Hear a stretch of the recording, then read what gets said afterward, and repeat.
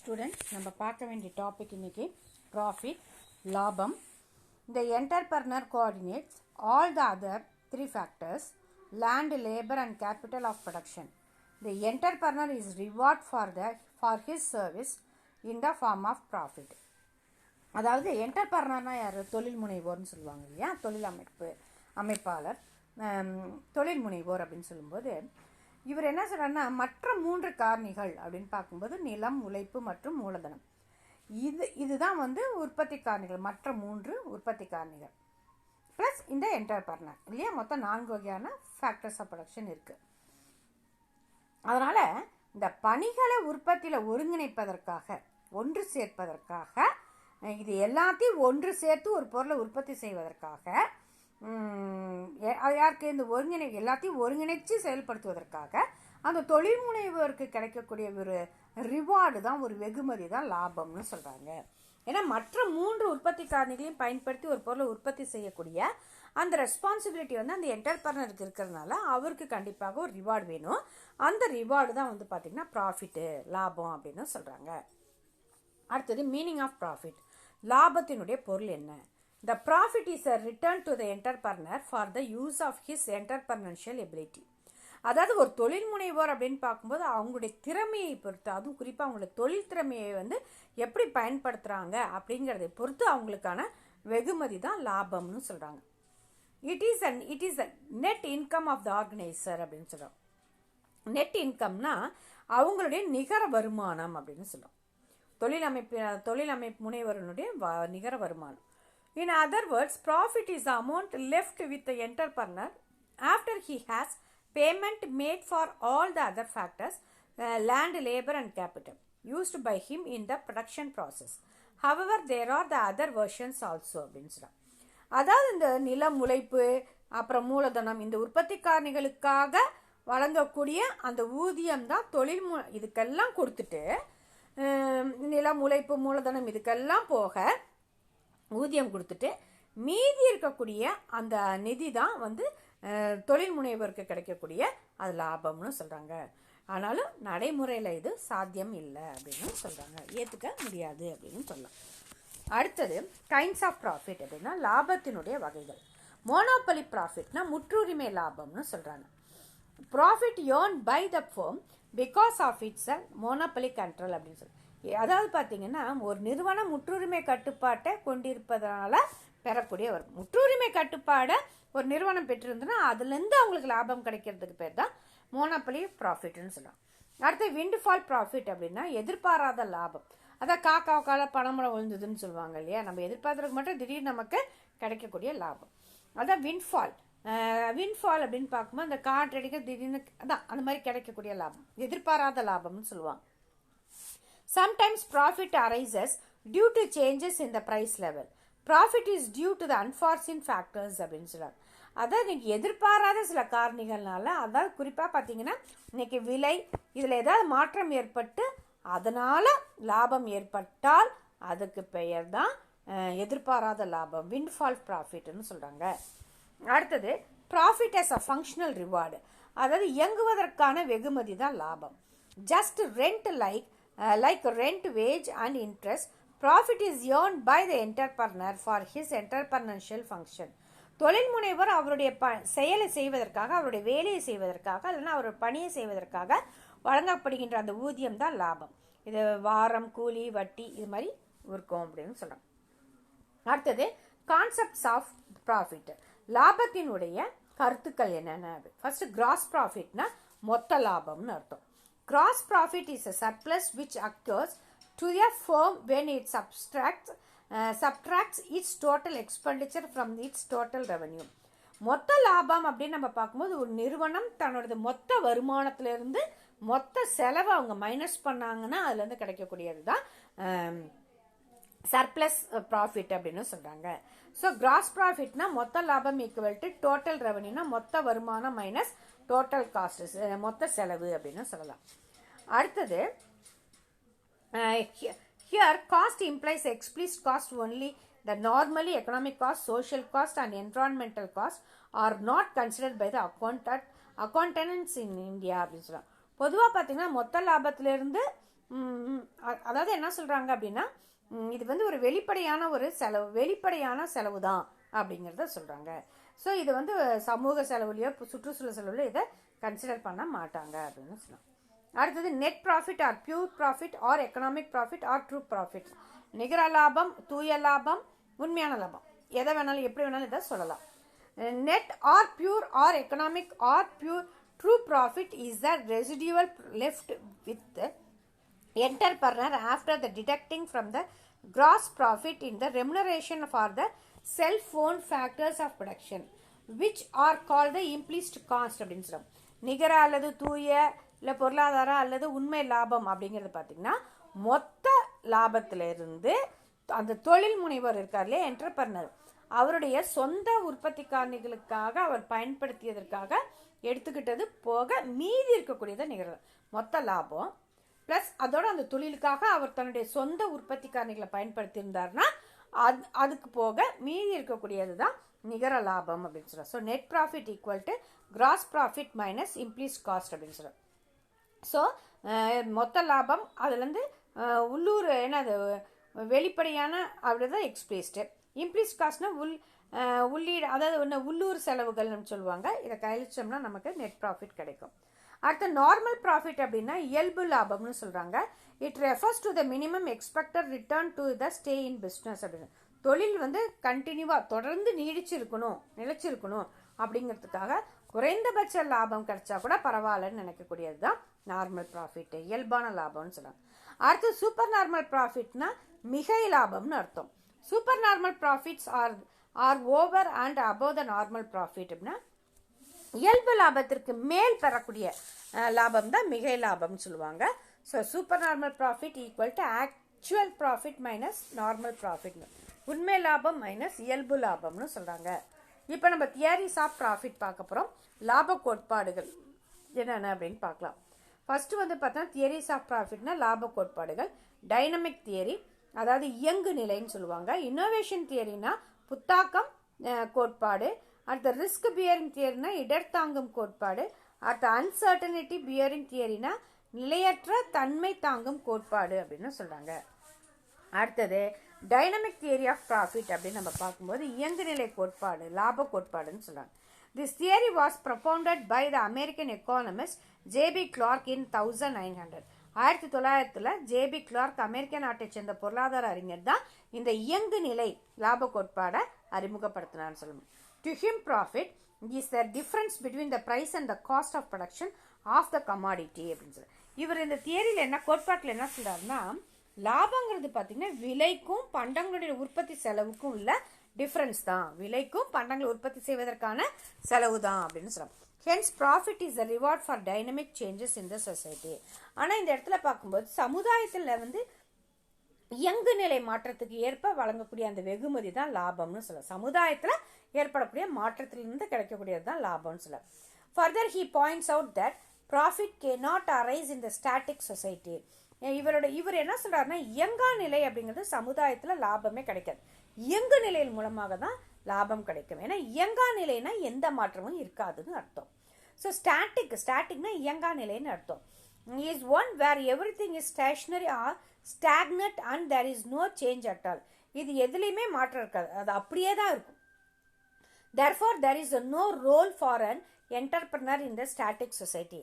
So இதில் அந்த தொழில் முனைவருக்கான முக்கியத்துவம் இதில் இருக்காது அப்படின்னு சொல்லுவாங்க. The price of the commodity in a static society would be equal to the cost of production. ஒரு பண்டத்திற்கான மொத்த உற்பத்தி செய்வதற்கான அந்த செலவும் சரி, அதே சமயத்தில் அதாவது என்ன ஒரு பண்டத்தை உற்பத்தி செய்வதற்கான அந்த செலவும் சரி விலையும் சரி இதில் சமமாக தான் இருக்கும் அப்படின்னு சொல்லுவாங்க. So there would be a no profit for the entrepreneur அப்படின்னு சொல்லலாம். ஆனால் தொழில் முனைவருக்கு இதில் லாபத்துக்கான வாய்ப்புகள் இல்லை அப்படின்னு சொல்லலாம். Then the entrepreneur only gets wages for management and interest on his capital அப்படின்னு சொல்லலாம். ஸோ தொழில் முனைவருக்கான அவர் மேலாண்மை அந்த நிர்வாகம் செய்கிறார் இல்லையா, அதுக்கான கூலியம் மட்டும்தான் அவருக்கு கிடைக்கும். சொந்த முதலீடு ஏதாவது பண்ணியிருந்தானா அதுக்கான வட்டி மட்டும்தான் அவருக்கு கிடைக்கும் அப்படின்னு சொல்லலாம். At present several changes are taking place in the dynamic society. இன்றைக்கு தற்கால சமுதாயத்தில் பார்க்கும்போது அதிக மாற்றங்கள் இன்னைக்கு இந்த இயங்கக்கூடிய நிலையில் ஏற்பட்டிருக்கு. ஜேபி கிளார்க் வந்து என்ன சொல்லியிருக்காருன்னா 5 வகையான மாற்றங்களை நமக்கு சொல்லியிருக்காரு. ஃபர்ஸ்ட் பாப்புலேஷன் இஸ் இன்க்ரீசிங், மக்கள் தொகை பெருக்கம். வால்யூம் ஆஃப் கேபிட்டல் இஸ் இன்க்ரீஸ்னா மூலதன அளவு பெருக்கிறது. அடுத்து மெத்தட்ஸ் ஆஃப் ப்ரொடக்ஷன் ஆர் இம்ப்ரூவிங்னா உற்பத்தி முறைகளோட மேம்பாடு அடைதல். Forms of industrial organisation are சேஞ்சிங்னா தொழில் அமைப்பினுடைய வகைகள் மாற்றமடைதல். அடுத்து the wants of consumer as மல்டிப்ளைனா நுகர்வோரின் விருப்பங்கள் பெருகக்கூடியது. இதுதான் 5 வகையான மாற்றங்கள். அடுத்தது இனோவேஷன் தியரி ஆஃப் ப்ராஃபிட் அப்படின்னு நம்ம பார்க்கும்போது புத்தாக்க லாப கோட்பாடு அப்படின்னு சொல்லுவோம். இந்த innovation theory of profit was propounded by Joseph A Schumpeter to Schumpeter. An entrepreneur is not only the undertaker of business but also an innovator in the process of production. To him, profit is a reward for innovation. Innovation means invention put into the commercial practice. அதாவது இந்த புத்தாக்கம் புனைதல் கோட்பாடு அப்படின்னு நம்ம பார்க்கும்போது இது Joseph சும்பீட்டர் தான் இந்த புத்தாக்க லாப கோட்பாட்டை அறிமுகப்படுத்தியிருக்காரு அப்படின்னு சொல்லலாம். இவர் வந்து பார்த்தீங்கன்னா தொழில் முனைவோருக்காக மட்டும் உற்பத்தி செய்வதற்காக மட்டும் வந்து புத்தாக்கம் ஒரு தொழில் முனைவோருக்கு உற்பத்தி செயல்பாடுகளில் கண்டிப்பாக அந்த வியாபாரத்துலேயும் சரி அந்த உற்பத்திலையும் சரி ஒரு இனோவேஷன்ஸ் ஒரு புதிய புதிய கண்டுபிடிப்புகளை புத்தாக்கம் புனைவதற்காக வழங்கப்படுகின்ற ஒரு வெகுமதி தான் லாபம் அப்படின்னு இவர் சொல்கிறார். அதனால் பார்த்தீங்கன்னா இது வந்து பார்த்தீங்கன்னா அந்த புதிய கண்டுபிடிப்புகளை கண்டுபிடிக்கிறதுக்காக வழங்கப்படுகின்ற ஒரு ஊதியம் தான் அப்படின்னு சொல்கிறார். According to Schumpeter an innovation may consist of the following. இந்த சும்பீட்டர் என்ன சொன்னால் புத்தாக்கம் புனைதல்ங்கிறது எதனுடைய அடிப்படையில் செயல்படுத்துகிறாங்க அப்படின்னு பார்க்கும்போது இன்ட்ரடக்ஷன் ஆஃப் நியூ ப்ராடக்ட்னா புதிய பண்டங்களை அறிமுக செய்தல். அடுத்த ரெண்டாவது பார்த்தீங்கன்னா introduction of a new method of production அப்படின்னா புதிய உற்பத்தி முறைகளை அறிமுகப்படுத்துதல். அடுத்தது opening up of a new market அப்படின்னு பார்க்கும்போது புதிய சந்தைகளை தொடங்குறது. அடுத்தது discovery of new raw materials புதிய மூலப்பொருட்களை உருவாக்குது. Reorganisation of an industry or form அப்படின்னு பார்க்கும்போது தொழில் மற்றும் நிறுவனங்களை மறுசீரமைக்கிறது அப்படின்னு சொல்லுவோம். When any one of these innovations is introduced by an entrepreneur, it leads to a reduction in the cost of production and thereby bring profit to an entrepreneur. அதாவது பார்த்தீங்கன்னா இதில் ஏதாவது ஒரு நிகழ்வு நடந்துச்சுன்னா கூட உற்பத்தி செலவில் கண்டிப்பாக செலவின அளவு குறையும் அப்படின்னு சொல்லலாம். அதனால் அந்த தொழில் முனைவருக்கு லாபம் தான் கிடைக்கும் அப்படின்னு சொல்லலாம். To obtain the profit continuously, the innovator needs to innovate country. அப்போ ஒருத்தருக்கு அந்த தொழில் முனைவருக்கு தொடர்ந்து லாபம் கிடைக்கணும்னா அவர் புதிய முறைகளை அறிமுகப்படுத்தணும் அப்படின்னு சொல்லலாம். The real innovators do so. Imitative entrepreneurs cannot innovate அப்படின்னு சொல்லுவோம். உண்மையான புத்தாக்கம் அப்படின்னு நம்ம பார்க்கும்போது அது தொடர்ந்து செஞ்சுக்கிட்டே இருந்தால் தான் அதோடைய பலன் இருக்கும் அப்படின்னு சொல்கிறாங்க. அடுத்த ரிஸ்க் பியரிங் தியரி ஆஃப் ப்ராஃபிட்னா இடர்தாங்கும் லாப கோட்பாடு அப்படின்னு சொல்லுவாங்க. Risk bearing theory of profit was propounded by the American economist F.B. Hawley in 1907. அமெரிக்க நாட்டை சேர்ந்த பொருளாதார அறிஞர் F.B. Hawley 1907 இடர்தாங்கும் லாப கோட்பாடை அறிமுகப்படுத்தினார் அப்படின்னு சொல்லுவோம். According to him profit is reward for risk taking in business. வியாபாரத்தில் ஏற்படக்கூடிய அந்த இடர்தாங்கக்கூடிய அந்த பிரச்சனைகளை எதிர்நோக்கிறதுக்காக வழங்கப்படுகின்ற ஒரு ரிவார்டு தான் லாபம் அப்படின்னு சொல்றாரு. Risk taking is an essential function of the entrepreneur and is the basic of profit. அவர் அந்த இடர் தாங்குவதற்காக அவருக்கு கண்டிப்பாக அவருடைய பணிக்கு தொடர்ந்து ஏன்னா அது வந்து கண்டினியூவாக பிரச்சனைகளை எதிர்நோக்கிக்கிட்டே இருக்க வேண்டியது இருக்கு. அதனால அவங்களுக்கு கண்டிப்பாக லாபம் கிடைக்கணும் அப்படின்னு சொல்றாங்க. Then it is a well known fact that every business involves some risk. ஏன்னா ஒவ்வொரு வாணிபத்திலையும் ஒவ்வொரு இதுலேயுமே சில பிரச்சனைகள் இருந்துகிட்டு தான் இருக்கும் அப்படின்னு சொல்லுவாங்க. Since the entrepreneur undertakes the risks, he receives profits. If the entrepreneur does not receive the reward, he will not be prepared to undertake the risk. Thus, the higher risk, the greater are the profit. அதாவது பார்த்தீங்கன்னா இன்னைக்கு ஒரு தொழில் முனைவர் பார்த்தீங்கன்னா அவர் வந்து அந்த பிரச்சனைகளை எப்படி எதிர்நோக்குறாரோ அதுக்கு தகுந்த மாதிரி அவருக்கு லாபம் கண்டிப்பாக கிடைக்கும் அப்படின்னு சொல்லலாம். ஒருவேளை அவருக்கு எந்த வெகுமதியும் கிடைக்கல அப்படின்னா கண்டிப்பாக அவர் எதிர்கொள்ள தயாராக இருக்க மாட்டார் அப்படின்னு சொல்லி. ஸோ அதுக்கு தயாராக இருக்கணும். பிரச்சனை ஃபேஸ் பண்ணுறதுக்கு ரெடியாக இருந்தால் தான் அவருக்கு அந்த ரிவார்டு கிடைக்கும். ஸோ லாபமும் அதிகமாக பெறணும்னா கண்டிப்பாக அளவுக்கு அதிகமான இடர்பாடுகள் பிரச்சனைகள் ஏற்படும். அதையும் தாங்குவதற்கான முயற்சிகளை அவர் எடுக்கணும்னு சொல்கிறோம். Every entrepreneur producers good in anticipation of demand. If his anticipation of demand is correct, then there will be a profit, and if it is not incorrect, there will be a loss. It is a profit that induces the entrepreneurs to undertake such risk அப்படின்னு. So எல்லா வகையான தொழில்களையும் சரி இடர்பாடுகள் இருக்க தான் செய்யும். So தொழில் முனைவோர் தன்னுடைய தேவையை எதிர்நோக்கி அந்த பண்டங்களை உற்பத்தி செய்கிறாரு. ஆனால் அந்த எதிர்பார்ப்புக்கு சரியான லாபம் கிடைக்கணும். அப்படி ஒரு வேளை கிடைக்காம இழப்பு ஏற்பட்டால் கண்டிப்பாக தொழில் முனைவோர் நிறைய இடர்பாடுகளை எதிர்கொள்ள வேண்டியதாக இருக்கும் அப்படின்னு சொல்லி. இதுதான் வந்து அன்சர்டனிட்டி பியரிங் ஆஃப் இது வந்து என்ன சொல்லலாம், ரிஸ்க் பேஸ் தியரி அப்படின்னு நம்ம சொல்கிறோம் இல்லையா.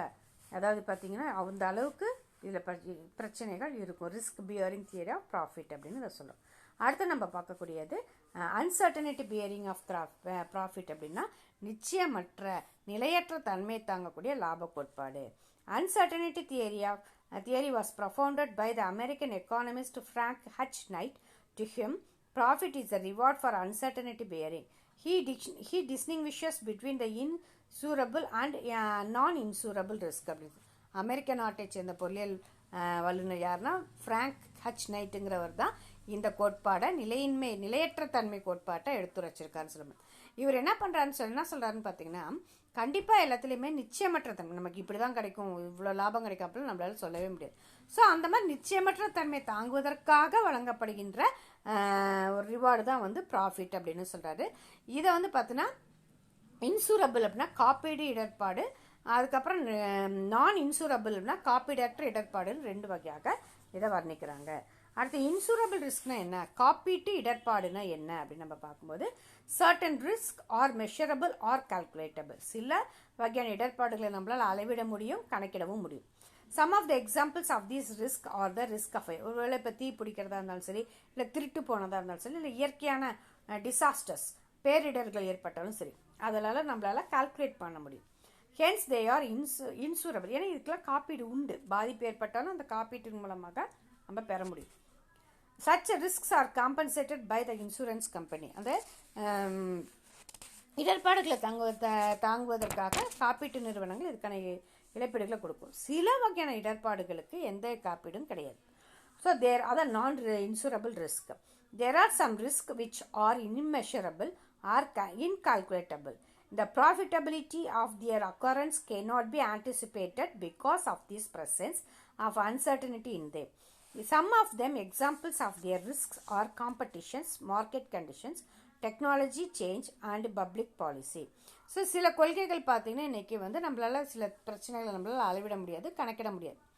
அதுக்கான காப்பீடுகளும் இன்றைக்கி கிடையாது. அந்த மாதிரி பார்த்தீங்கன்னா இன்றைக்கி நிறுவனங்களுடைய அந்த காம்படிஷன் போட்டியாக இருக்கட்டும், மார்க்கெட் சுச்சுவேஷன்ஸ் பார்த்தீங்கன்னா சந்தை நிலவரங்கள், தொழில்நுட்ப மாற்றங்கள், மக்களுடைய கொள்கைகள், இதுக்கெல்லாம் பார்த்தீங்கன்னா என்ன சொல்லலாம், நான் இன்சூரபிள். இதுக்கெல்லாம் வந்து எந்த காப்பீடும் இருக்காது. மாற்றங்கள் வரும், பாதிப்புகள் ஏற்படும், ஆனாலும் இதுக்காக நம்மளால் எந்த ரிஸ்க்கும் எடுக்க முடியாது. Hence they are non insurable. The term risks covers the first type of events. இன்றைக்கி வந்து பார்த்திங்கன்னா பெரும்பாலும் வந்து முதல் வகையான இடர்பாடுகள் தான் வந்து பொருந்தும், அளவிடக்கூடியதான் பொருந்தும் அப்படின்னு சொல்கிறாங்க. தென் அந்த டேர்ம் அன்சர்டனிட்டி, 2வது வகையான இந்த நிகழ்வு வந்து பார்த்திங்கன்னா கண்டிப்பாக நம்மளால் கணக்கிட முடியாது, அளவிட முடியாது அப்படின்னு சொல்கிறாங்க. So according to night, the profit does not arise on account of the risk taking because the entrepreneur can guard himself against a risk by taking the suitable insurance policy. But the uncertain events cannot be regarded against in that way. When the entrepreneur takes himself the burden of facing an uncertain event, he secures a remuneration. That remuneration is a profit. Night என்ன சொல்கிறாருன்னா, இந்த மாதிரி பிரச்சனைகள் வருங்கிறதுக்காக அந்த தொழில் முனைவோர் எதிர்கொள்ளக்கூடிய தயாராக இருக்கக்கூடியதுக்காக காப்பீடு அப்படிங்கிறது மூலமாக தான் தன்னை பாதுகாத்து கொள்ள முடியும். அதனால் இந்த நிலையற்ற தன்மையான நிகழ்வுகளுக்கு பாதுகாப்பு பெறுவது ரொம்ப முக்கியம். ஸோ தொழில் முனைவோருக்கு அந்த நிலையற்ற தன்மை நிகழும் சுமையை ஏற்படுத்துவதற்காக அவருக்கு அந்த வெகுமதி கிடைக்குது, அதுதான் லாபம் அப்படின்னு சொல்கிறாங்க. ஸோ அடுத்து கன்க்ளூஷனில் பார்க்கும்போது இந்த லெசனில் நம்ம ஃபேக்டர்ஸ் ஆஃப் ப்ரொடக்ஷன் படிச்சிருக்கோம், அதுக்கப்புறம் இந்த பல்வேறு டிஃப்ரெண்ட் டைப்ஸ் ஆஃப் தியரிஸ் படிச்சிருக்கோம் இல்லையா. அதுதான் இந்த இடத்துல நமக்கு கொடுத்துருக்காங்க. Okay students, thank you. மீதி நம்ம அடுத்த கிளாஸில் பார்க்கலாம்.